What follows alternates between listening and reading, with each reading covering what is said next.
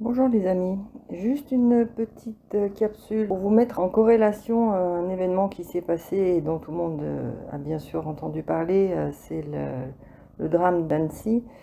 Euh, Parce que ce drame revêt un caractère intéressant dans le sens où le jeune homme de 24 ans, qui est un fervent catholique, un fervent chrétien, qui à plusieurs reprises a répété qu'en fait il avait été guidé. Il ne sait pas pourquoi et par quelle force invisible il a été amené à retourner une deuxième fois voir la cathédrale qu'il venait déjà de visiter.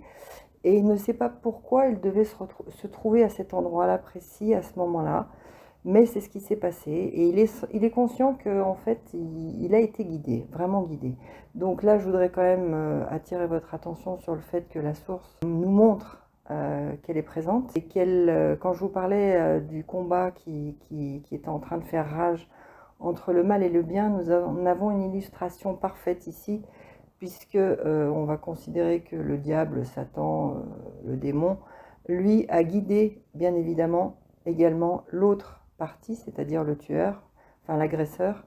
Lui aussi a certainement dû ressentir une force inexpliquée qui l'a poussé à faire cet acte odieux, inexplicable d'ailleurs, puisque je pense que auparavant, dans son histoire personnelle, à aucun moment il n'a eu envie de faire de mal à des enfants.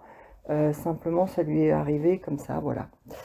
Donc c'est un exemple assez incroyable qui nous est donné de voir pour illustrer le combat du mal et du bien et pour mettre en lumière la façon dont la société française notamment considère les héros entre guillemets qui ont la foi.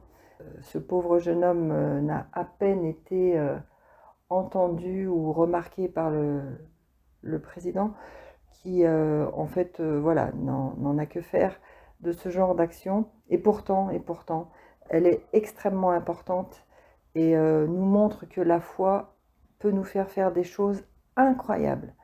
Combattre un couteau avec un sac à dos, voilà, c'est un exemple.